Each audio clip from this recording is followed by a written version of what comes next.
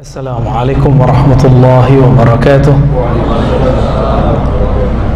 Innal hamdalillah nahmaduhu wa nasta'inuhu wa nastaghfiruh wa na'udzu billahi min shururi anfusina wa min sayyiati a'malina may yahdihillahu fala mudilla lahu wa may yudlilhu fala hadiya lahu. Amma ba'd. Bapak saudara ikhwan fillah, kalau ada bertanya man hum ahlus sunnah, siapa itu ahlus sunnah? Kok ini ngaku, itu juga ngaku, yang sana juga ngaku. Keraguan ini juga kami rasakan di tahun 2000-an. Dan itu berlanjut, bayangkan dari tahun 2000, bahkan sebelumnya sebelum tahun 2000, sampai kemudian bertemu seorang syekh ahlus sunnah, ulama Suriah, namanya Syekh Hasan Hitu, masih hidup. Syekh Hasan Hitu adik kelasnya Syekh Al-Buti, tamatan Azhar, berarti seniornya Ustadz Al-Naf ya. Syekh Hasan Hitu mengajarkan kami akidah ahlus sunnah pada tahun 2006, jadi udah telat. Sempat meragukan ahlus sunnah itu benar ada apa enggak. Ternyata kajian ahlus sunnah itu sederhana dan ringkas. Mengetahui ahlus sunnah itu mudahnya, sebagaimana mudahnya mengetahui anak kita, sangat mudah sekali. Lalu kenapa orang bingung? Karena orang bingung, dia tidak mengambil pengetahuannya langsung ke ahlinya, seperti yang terjadi pada kami ya, di tahun-tahun 2000-an sampai 2006.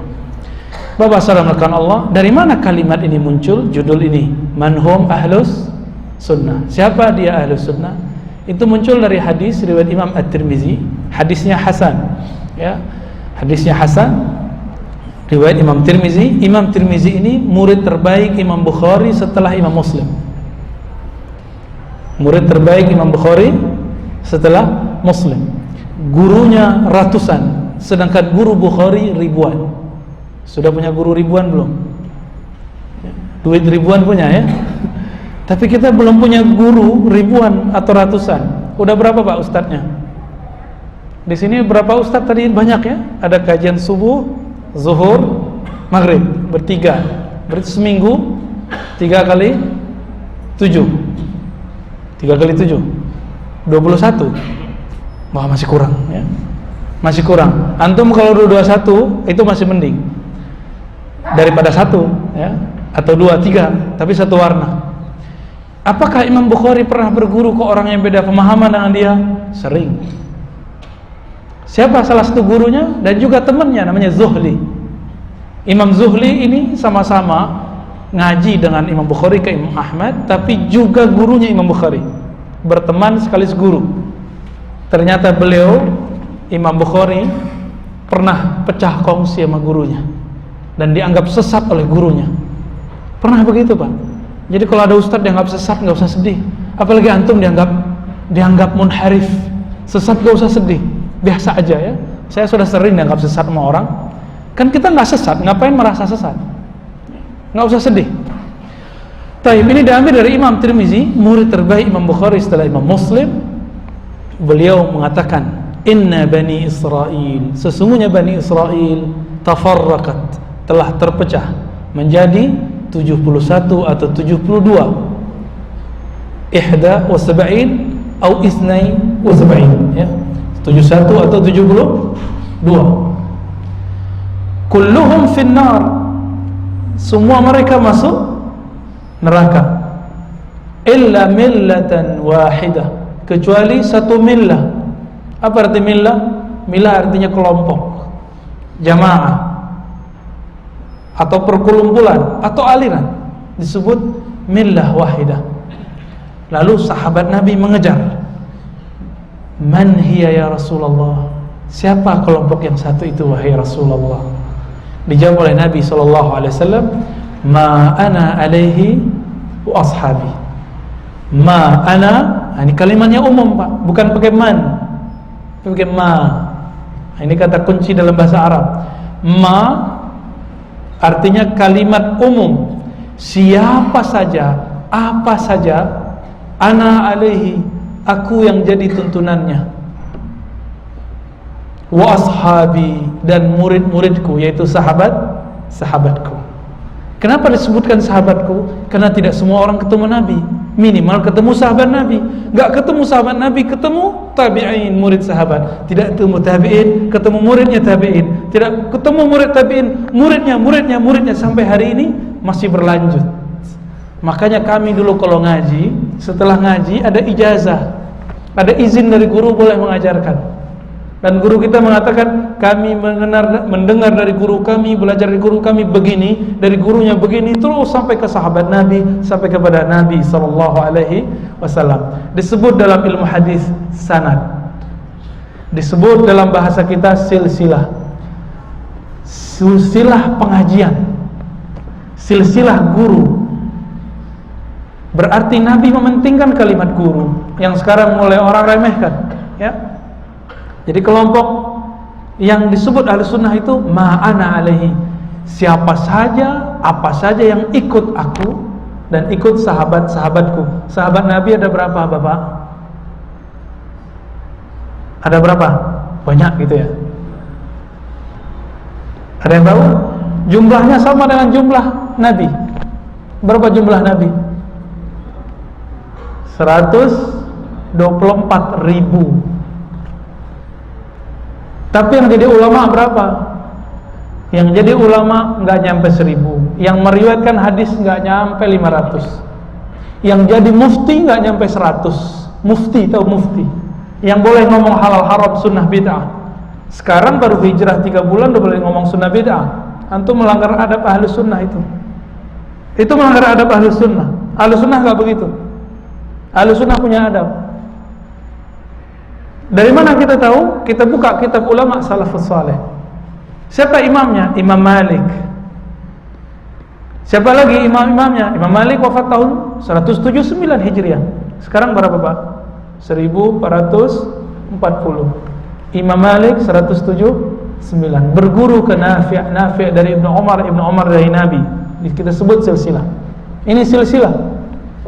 Sekelas Imam Malik berguru, masa antum enggak berguru?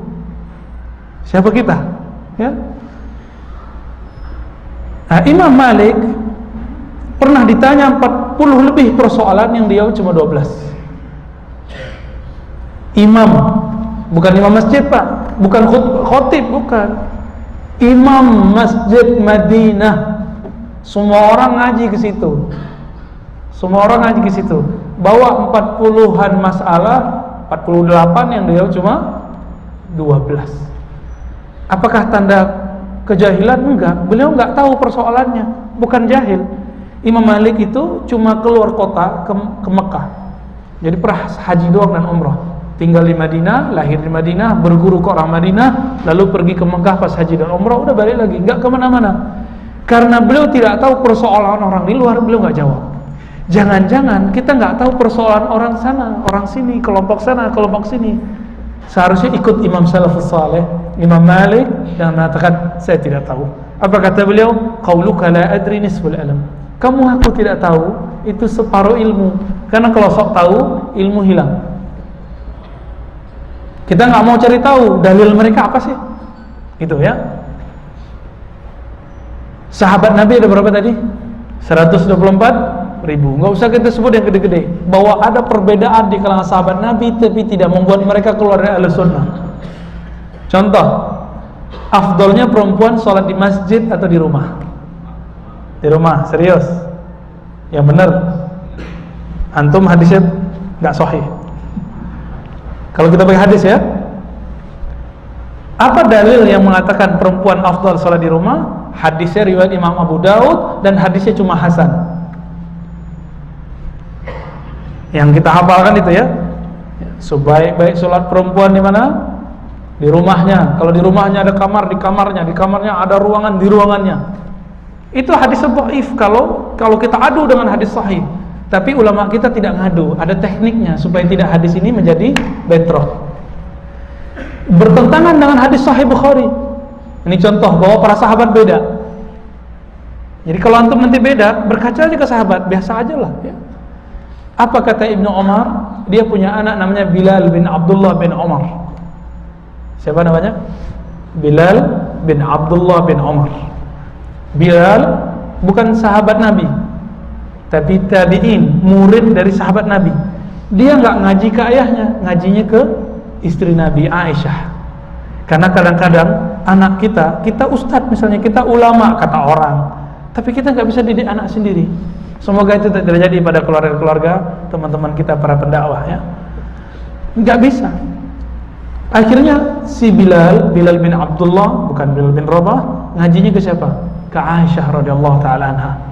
Ngaji ke Aisyah. Apa kata Aisyah di masa Utsman bin Affan? Di zaman sekarang perempuan sebaiknya sholat di rumah. Kenapa? Zaman Utsman kota Madinah sudah jadi kota metropolitan. Masjid, kebayang Masjid Nabawi yang karpetnya hijau? Cuma itu Pak. Itu sudah sempit, sehingga perempuan ke belakang dulu nggak ada hijab Pak, nggak ada. Itu bid'ah itu ya, nggak ada di zaman Nabi, nggak ada di zaman Nabi. Antum cek hadisnya. Jangankan itu, orang mau pakai sarung di bawah mata kaki itu sudah bid'ah di zaman itu. Kenapa? Kain mahal. Coba tanya teman-teman kita atau sahabat-sahabat kita atau kakek-kakek kita, ayah-ayah kita, tahun 70-an 60-an, sarung mahal gak? Marah. Marah apa mahal? Mahal ya. Bapak saya dulu cerita, kami tahun 70-an mau beli gajah duduk, tahu? Sarung gajah duduk itu cuma bisa sekali setahun, pas hari raya. Susah Pak dulu, susah kain. Maka kalau ada orang pakai celana, dulu nggak ada celana, dulu sarung, pakai sarung di bawah mata kaki, pasti dia sombong belagu. Itu di zaman itu. Jangankan ya masalah hijab kan buang-buang kain, ya cuma dipajang di situ aja kan. Mending itu kain dipakai untuk para fuqara dan masakin. Maka jangan kita kira apa yang kita lihat hari ini itulah sunnah Nabi, belum tentu juga Pak. Apa kata Aisyah? Zaman sekarang perempuan sebaiknya sholat di rumah karena tidak ada hijab. Jadi kalau di masjid antum ini sudah ada hijab, jangan larang lagi perempuan ke masjid, karena bertentangan hadis Ibnu Umar. Ibnu Umar dalam Sahih Bukhari mengatakan, la tamna'u ima Allah masajid. Jangan larang perempuan sholat ke masjid, ngaji di masjid. Kenapa? Kita sudah punya hijab Pak. Ya. Oh ini Ustaz nggak ikutin sunnah nih. Sunnah mana lagi? Ada yang lebih sahih dari Sahih Bukhari. Apa kata Nabi? La tamna'u ima Allah masajid. Jangan kamu larang perempuan ke masjid.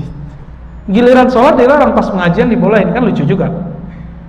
Kan beberapa sahabat saya sesama pendakwah, kalau sholat nggak boleh, tapi pengajian ramai di masjid. Itu namanya main-main sama sunnah, atau tidak tahu sunnah. Dua itu aja. Semoga karena ketidaktahuan Allah maafkan, bukan karena mau main-main dengan sunnah. Coba lihat Ibnu Umar sahabat Nabi, Aisyah istri Nabi. Ada yang meragukan kepintaran Aisyah? Aisyah melanggar sunnah Nabi nggak ketika Nabi bilang jangan larang perempuan ke masjid, tapi Aisyah melarang pulang ke masjid? Dilarang perempuan ke masjid, dilarang gadis-gadis ke masjid, dilarang ibu-ibu ke masjid. Aisyah melanggar sunnah nggak? Enggak. Kenapa? Ini yang disebut khalfiyatus sunnah. Ada latar belakang Nabi melarang dan memerintah. Dalam ilmu hadis disebut asbabul wurud. Seseorang belum boleh fatwa, belum boleh dia menyampaikan ilmu hadis bagian ini sampai dia mengerti apa yang disebut dengan asbabul wurud. Apa arti asbabul wurud? Di Quran ada asbabun nuzul, di sunnah ada asbabul wurud, sebab turun datangnya hadis.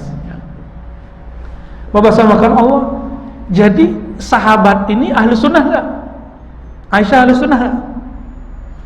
Ibnu Umar ahli sunnah enggak? Tapi kenapa mereka berbeda? Gurunya sama. Nah, maksud saya menyebutkan hadis itu, jika sahabat bisa beda dalam satu masalah, apalagi di zaman kita. Jadi jangan pernah jadikan alasan perbedaan pemahaman ini untuk mengeluarkan sahabat kita dari ahlus sunnah. Saya mau tanya, Muhammadiyah siapa yang mereka ikuti? Rasulullah atau Abu Jahal? NU ikut siapa? Rasulullah atau Abu Jahal? Jemaah Tabligh ikut siapa? Rasulullah atau Abu Jahal? Salafi ikut siapa? Rasulullah apa Abu Jahal? Rasulullah. Semuanya ikut Rasulullah kok. Bedanya, ada orang yang mau memahami dalil orang lain, ada yang tidak mau memahami. Yang mau memahami ini kita sebut dalam bahasa ilmiahnya munsif. Gitu Ustaz, maaf ya. Munsif. Apa munsif? Bahasa kitanya insaf. Mengukur diri. Oh iya ya. Ini contoh kasus. Contoh kasus, Pak. Kadang-kadang kita mengeluarkan orang dari sunnah karena ini. Ada yang tahu yasinan nggak? Ini kasus sensitif ini. Ya. Tahu yasinan? Ya, saya dilahirkan di Payakumbuh, Pak. Itu pusat Muhammadiyah, ya.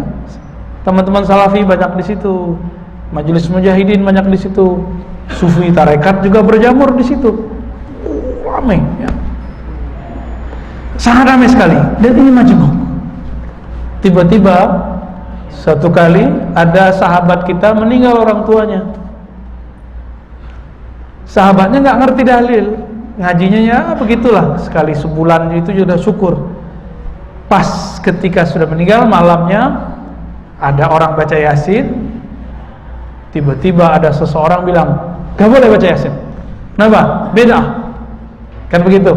Wow, dia pakai dalil juga, dalilnya kullu bid'atin dolalah, benar juga dalilnya. Tapi pemahaman terhadap dalil benar nggak? Belum tentu benar.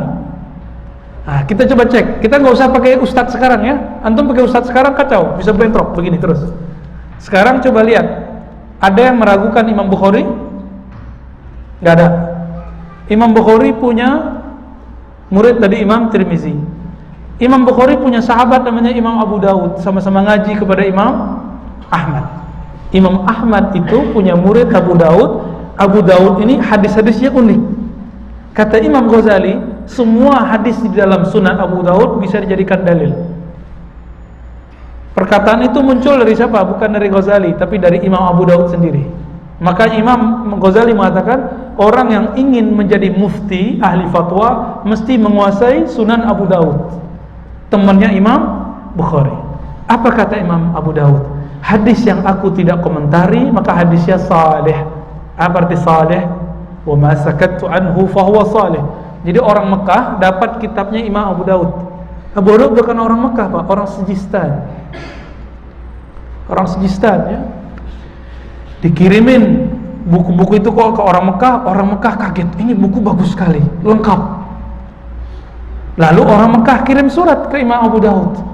Ya Aba Daud, wahai Abu Daud, hal kullu hadisin rawaitahu fi hadzal kitab sahih? Apakah semua hadis yang kamu riwayatkan dalam kitab ini sahih? Apa jawaban beliau? Wa ma sakattu anhu fahuwa salih. Yang aku tidak komentari itu hadisnya saleh. Saleh artinya apa? Boleh dipakai, boleh diamalkan, karena ada ulama salafus saleh yang mengamalkannya. Saya cek siapa sih ulama salafus saleh yang mengamalkan? Ternyata ada sahabat Nabi namanya Hudzaif. Dalam Musnad Imam Ahmad disebutkan Hudzaif ketika dia mau meninggal, dia panggil sahabat-sahabatnya untuk membacakan Yasin di hadapannya, dan setelah dia meninggal. Buka kitab Musnad Imam Ahmad, gurunya Imam Bukhari. Ini baru 2-3 kitab, Pak. Lanjut. Selain Sahih Bukhari, antum tahu ada kitab sahih lain namanya Sahih Ibnu Hibban. Semua hadis di dalamnya menurut Imam Ibnu Hibban hadisnya sahih. Imam Ibnu Hibban punya guru lebih banyak daripada Imam Bukhari, pecah rekor. Cuma dulu belum ada muri, jadi nggak ada rekor muri. Berapa gurunya? Imam Bukhari 1700, dia punya guru 2000. Jadi gurunya lebih banyak daripada Imam Al-Bukhari. Namanya Imam Ibnu Hibban, pengarang kitab sahih ketiga. Si kitab sahih kedua namanya Sahih Ibnu Khuzaimah. Nah, kita nggak usah bahas itu dulu. Sahih Ibnu Hibban. Saya teliti hadis ini, adakah hadis tentang yasinan di dalam? Ternyata ada. Adakah di Sunan Abu Daud? Ternyata ada. Tapi kenapa saya tidak dapat tradisi itu?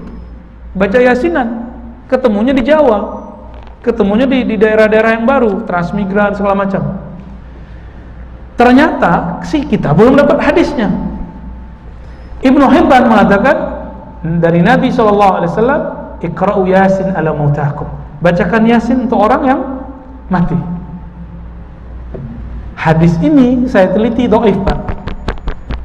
Hadis ini menurut saya dhaif. Di rawinya, jadi silsilahnya ada 2 rawi, namanya Abu Utsman dan ayahnya. Ini orang nggak dikenal, disebut dalam ilmu hadis majhul, tidak dikenal. Maka hadisnya lemah. Karena hadis ada sahih, hasan, dhaif. Sahih, valid, hasan, bagus, dhaif, lemah. Ini hadisnya lemah menurut Dr. Ar-Razi. Kalau menurut Imam Ibn Hibban sahih. Antum ikut dokter Pak Imam,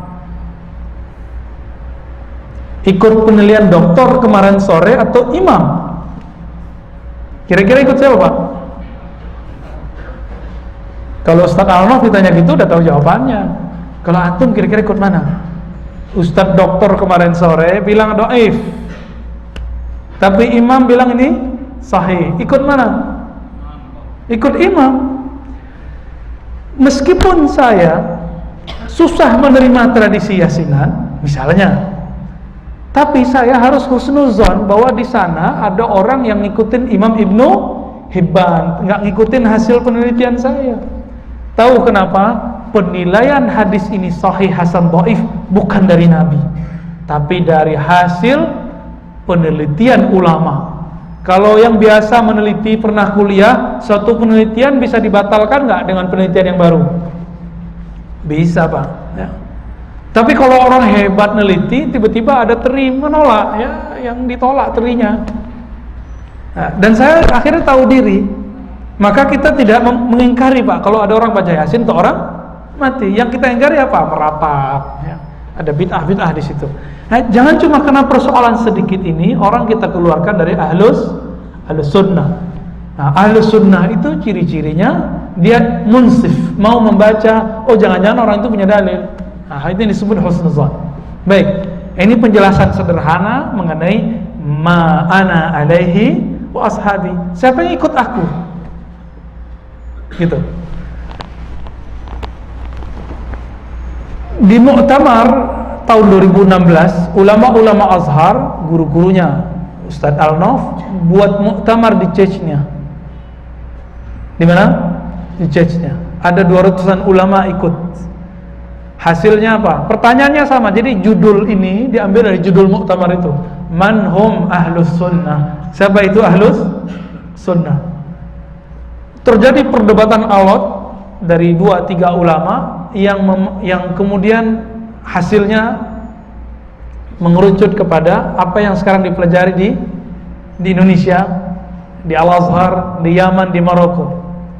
Siapa itu ahlus sunnah? Ahlus sunnah disimpulkan menjadi 3. Siapa saja yang berakidah akidah Imam Asy'ari Maturidi, yang belajar sifat 20 Allah wujud qidam baqa.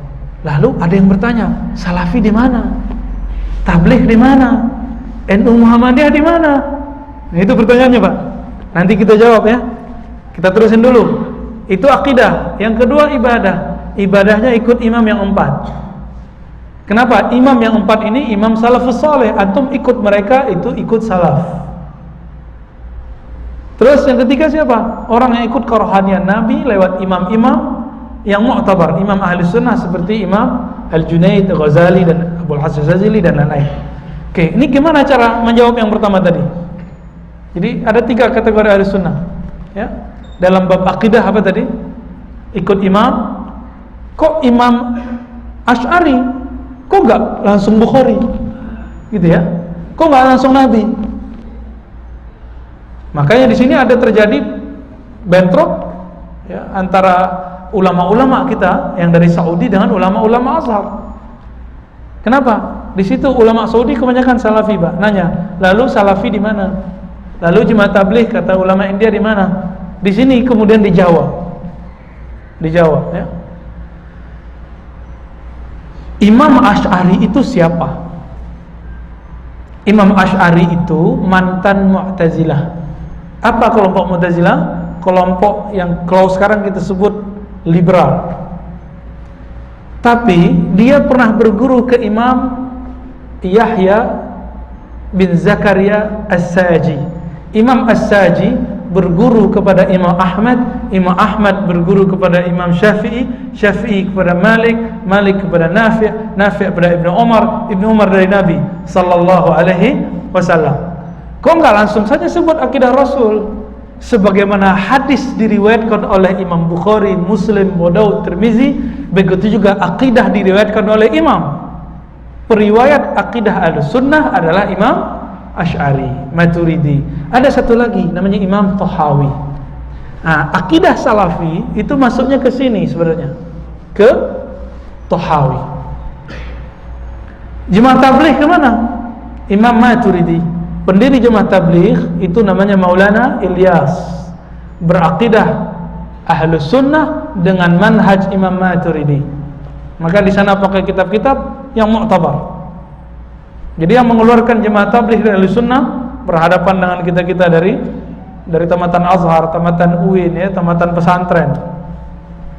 Bagaimana dengan NU Muhammadiyah? NU siapa pendirinya, Pak? Kiai Hasyim Asy'ari. Kiai Hasyim Asy'ari ngajinya di mana? Sebelum ke Makkah beliau ngaji ke Syekh Saleh Darat. Kiai Saleh Darat ini murid dari Ahmad Zaini Dahlan, mufti Makkah, akidahnya Ahlussunnah Asy'ariyah Maturidiyah, bermazhab Syafi'i. Ya, ahli hadis.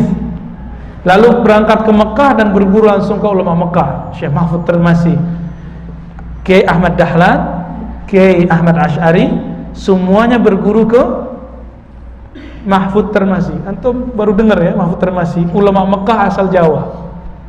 Kitabnya beliau itu diajarkan di Maroko, bahkan di Mekah, bahkan di beberapa wilayah di Yaman. Itu orang pakai kitab beliau, kitab hadisnya. Jadi orang kita keren juga dulu, Pak. Jadi jangan terlalu menjelek-jelekkan kita ya. Orang kita ini dulu pernah jadi ulama di sana. Maka pendiri NU Muhammadiyah akidahnya Ahlus. Jadi kalau mau tahu orang, lihat gurunya siapa, karena ungkapannya jelas. Dalam Sahih Muslim disebutkan al-isnad minad din. Perkataan Imam Ibnu Mubarak, bersanad berguru bagian dari agama. Ini salah terjemah teman-teman kita. Bersanad itu bukan menyebutkan hadis riwayat fulan, bukan. Ini dikatakan oleh Ibnu Mubarak wafat tahun 181 Hijriah. Kapan? Sebelum Bukhari hadir. Imam Bukhari belum lahir, Pak. Muslim belum ada. Maka yang dimaksud bersanad itu berguru. Maka tadi kalau kita ngecek orangnya Ahlussunnah apa enggak, lihat gurunya siapa. Jadi kalau mau cek ustadz yang antum hadirkan ke sini, ustadz Ahlussunnah apa bukan? Lihat dia tamatan mana, gurunya siapa. Gitu cara ngeceknya ya. Nah, tinggal kita tanya ke ustadz yang ngerti itu. Jadi NU Muhammadiyah Ahlussunnah enggak?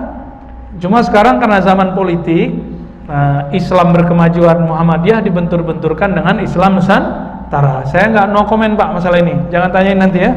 Kita nggak mau menjawab itu, karena ini ranah politik. Saya tawakuf bab politik, nggak mau komen bab politik ya. Wilayah sensitif. Lalu gimana dengan tadi Salafi? Ya, Salafi itu pakai satu hadis. Hadis jariyah, budak perempuan ditanya Nabi, "Aina Allah?" Di mana Allah? Dijawab di mana? Di langit. Tapi Nabi pernah nanya begini enggak ke Abu Bakar? Abu Bakar, di mana Allah? Pernah enggak ketemu hadis begitu? Umar, Allah di mana? Ada enggak hadis begitu? Enggak ada, Pak. Yang ada apa? Di Gua Sur, Nabi SAW membimbing Abu Bakar kepada satu kalimat. Abu Bakar lagi motoran, takut karena di atasnya orang kafir Quraisy. Apa kata Nabi? Ya Abu Bakar, hei Abu Bakar, apa pendapatmu jika ada dua hamba Allah, salisuhum Allah, yang ketiganya adalah Allah? Disebut namanya ihsan, muraqabah, merasa bersama Allah. Innallaha ma'ana, Allah bersama kita. Yang Nabi ajarkan Abu Bakar apa? Allah bersama kita. Yang ditanya ke budak perempuan apa? Di mana? Allah. Selama budak itu menolak Tuhan-Tuhan berhala, maka dia disebut mukmin. Namun itu jangan jadiin taklim. Antum jadiin taklim sekarang ya. Di mana Allah? Ini jadi problem. Padahal ini tidak pernah diajarkan di Quran. Di Quran, Ar-Rahman 'ala 'arsy istawa 7 ayat. Allah bersemayam di atas aras. Sebenarnya terjemahan ini berbahaya, Pak. Berbahaya terjemahan ini ya. Nah, mau tahu akidah Ahlussunnah mengenai Allah di mana atau tidak di mana? Mau tahu? Oke. Pelan-pelan ya. Surat Syura ayat 11. Ingat-ingat ini. Laisa kamitslihi syai'. Tidak ada yang serupa dengannya sesuatu pun. Sesuatu pun. Apapun yang terbayang dalam pikiran kita itu sesuatu. Coba bayangin tempat. Aras, terbayang? Kursi, bisa bayangin? Pasti nggak bisa bayangin. Kenapa? Udah pernah lihat aras belum?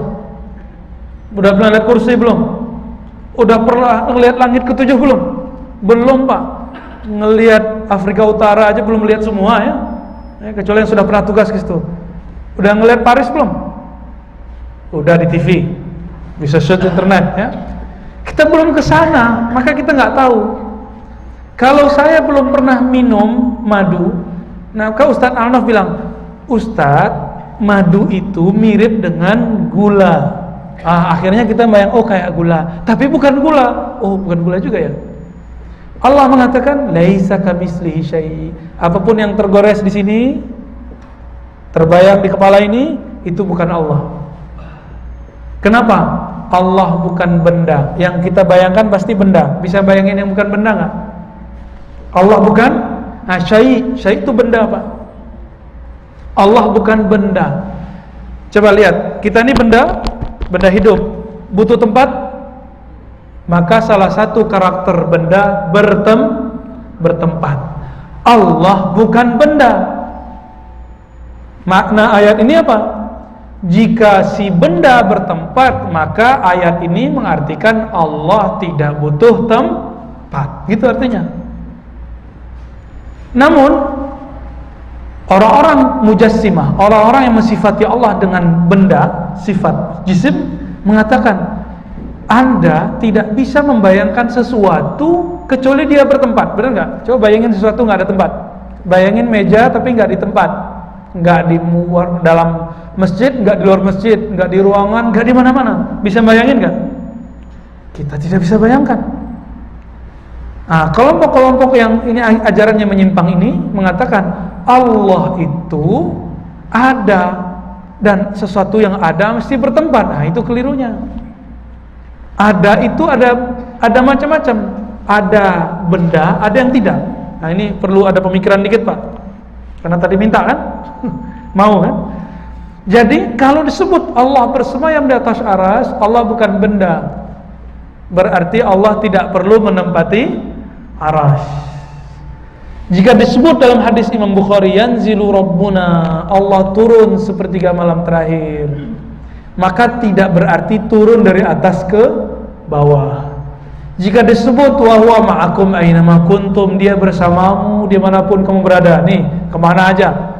Masa Allah ke toilet, kan gak lucu nanti itu ya, kan jorok. Gak begitu. Karena Allah bukan benda, maka Allah tidak butuh menempati tempat apa yang kita tempati. Apalagi kalimatnya yang ada ayat di mana di Quran. Fa aina ma tuwallu fathamma wajhullah. Kemanapun kau memandang di situ wajah Allah. Karena Allah bukan benda, bukan berarti Allah menempati mana itu. Kan senior kita Ustadz Samad dituduh apa? Akidahnya sesat, Jahmiyah. Kenapa? Mengatakan Tuhan di mana-mana. Itu potongan videonya nggak benar ya. Yang motong video nanti Allah potong lidahnya hari kiamat, Allah potong tangannya hari kiamat.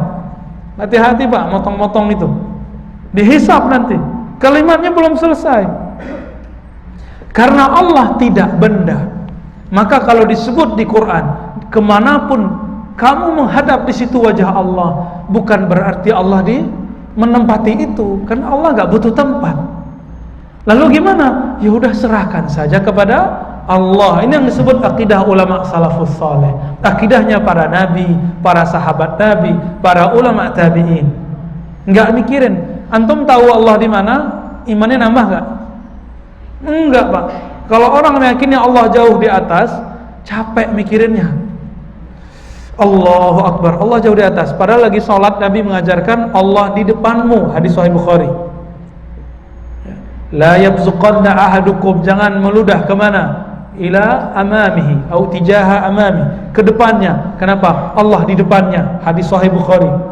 Nabi itu fleksibel sekali ngomong begitu, karena semua sahabat sudah faham Allah bukan benda. Nah, orang yang sholat belum merasakan Allah di depannya, itu ngobrol sama tembok, Pak. Allahu Akbar, ngeliatin tembok atau ngeliatin sajadah. Tapi kalau udah terasa Allah bersamanya, nikmat. Zaqa ta'amal iman, dia merasakan nikmatnya iman. Nah, ini bedanya ahli zikir dengan ahli fikir. Ahli zikir zikir langsung, terasa Allah langsung. Kalau ahli fikir mikirin Allah, makanya nggak nyampe-nyampe. Allah nggak bisa dipikirin, ya. Nah, ini baru contoh, Pak. Contoh mengenai memahami akidah, bisa mudah, bisa susah. Oke, bagian akhir yang mau saya sampaikan, supaya kita bisa memahami bahwa banyak kelompok itu semuanya Ahlus Sunnah, kecuali kelompok-kelompok menyimpang dan mereka minoritas. Apa yang disebut iman? Biasanya kita dengar apa? Imannya Ahlus Sunnah itu, iman adalah pembenaran di kalbu. Terus apa lagi? Melafalkan dengan lisan, gitu ya. Terus amal dengan perbuatan. Ingat Bapak sampaikan Allah, itu bukan konsep Ahlus Sunnah, itu bukan definisi Ahlus Sunnah. Iman itu dalam akidah Ahlus Sunnah cuma satu, tasdiq bil qalbi, percaya. Coba buka rukun iman, ada berapa? 1, percaya kepada Allah. 2, an tu'mina billah. Terus malaikatihi. Terus kutubihi, kitabnya. Terus rasulihi. Terus sebelum qada, tu'mina bil yaumil akhir, dengan hari akhir. Terakhir baru dengan takdir. Ada nggak amal di situ? Di 5, di 6 itu ada amal nggak? Ada pelafalan nggak? Nggak ada. Karena kalau pelafalan masuk, kalau pengamalan masuk, Ammar bin Yasir kafir karena dia pernah nyembah berhala. Tapi kalbunya mukmin. Nah, ini akidah Ahlus Sunnah. Kalau kita masukin amal, nanti orang yang nggak sholat, kita langsung keluarkan dia dari akidah. Oh, nggak muslim. Orang beda faham sama kita, amalnya beda. Contohnya jenggotnya nggak ada, langsung dianggap nggak ahlus, karena amal dianggap bagian dari iman. Bahaya nggak?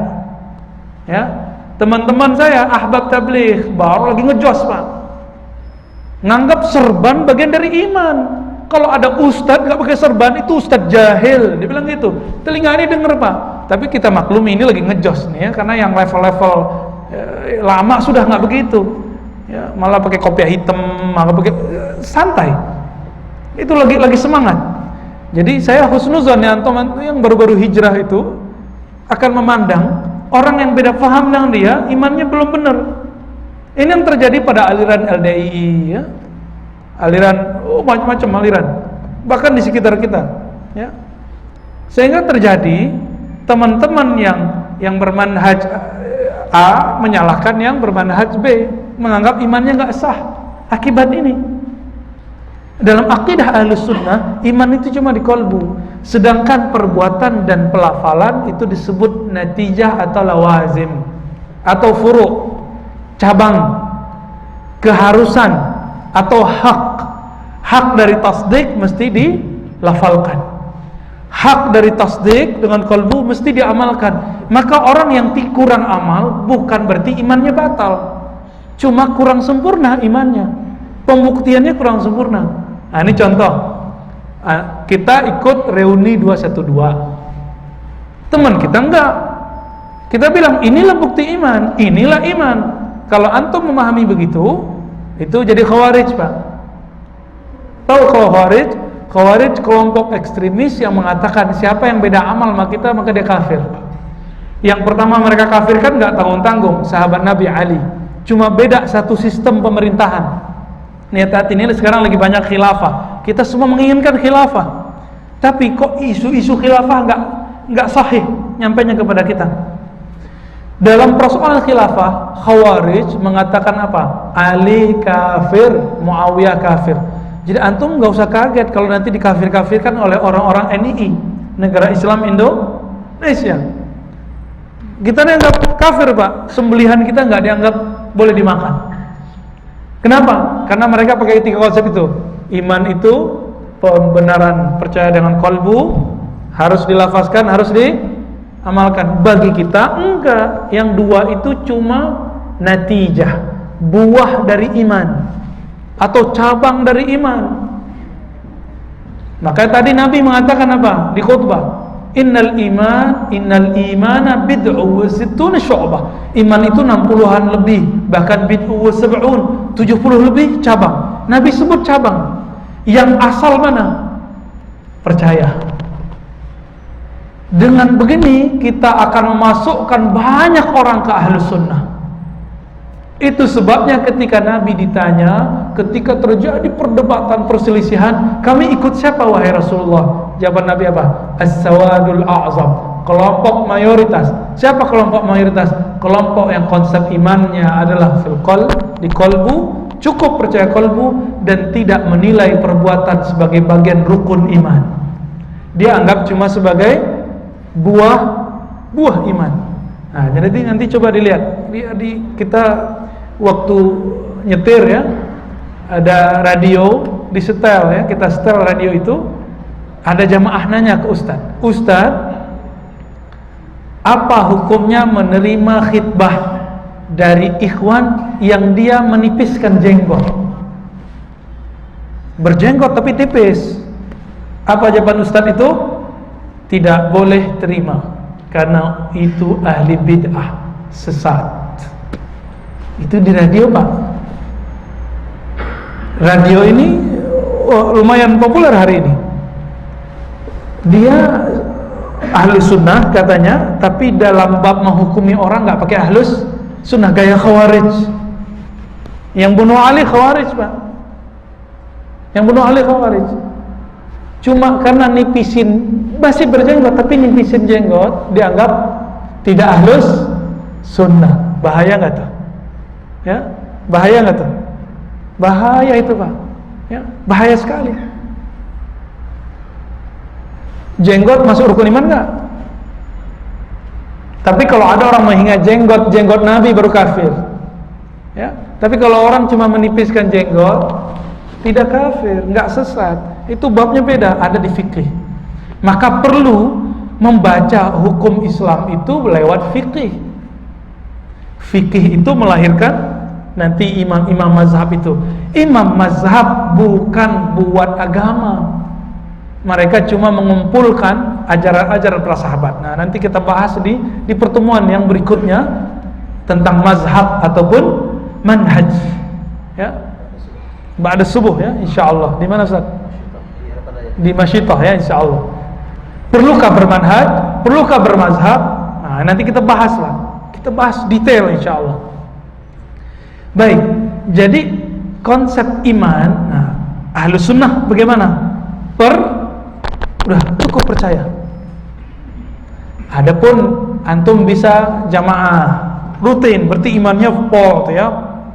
Bisa mengamalkan jenggot, bisa berpakaian yang sesuai dengan syar'i, berarti imannya tambah bagus, ditambah akhlak.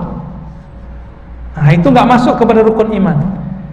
Jadi Imam Nawawi ditanya, ada orang ninggalin sholat bertahun-tahun, apa status imannya? Apa jawaban Imam Nawawi? Tanya dulu. Jadi makanya dulu ada proses penghakiman, pengadilan. Nggak langsung Pak dijudge orangnya kafir. Dimasukkan ke pengadilan, ditanya, ente ninggalin sholat karena meyakini sholat itu tidak wajib atau karena males? Jawabannya apa? Yang kedua, saya malas.